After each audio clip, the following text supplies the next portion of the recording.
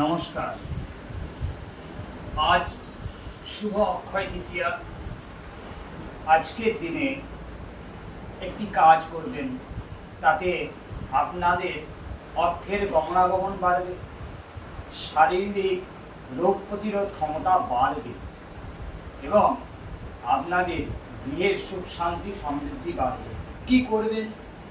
একটি মাটির প্রদীপ নেবেন, প্রদীপের ওপর একটি পান পাতা দেবেন, তার উপরে একটি সুপুরি দেবেন, তার উপরে একটি লবঙ্গ দেবেন এবং একটি গোলাপ ফুলের পাপড়ি দেবেন এবং এক টুকরো কর্পূর দেবেন।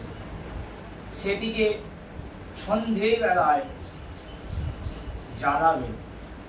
জ্বালিয়ে ঠাকুরকে যেমন আরতি করে সেইভাবে আরতি করবেন এবং ঘরের দুয়ারে দুয়ারে একটু করে দেখিয়ে দেবেন। তাতে আপনাদের সমস্ত দোষ খণ্ডন হবে।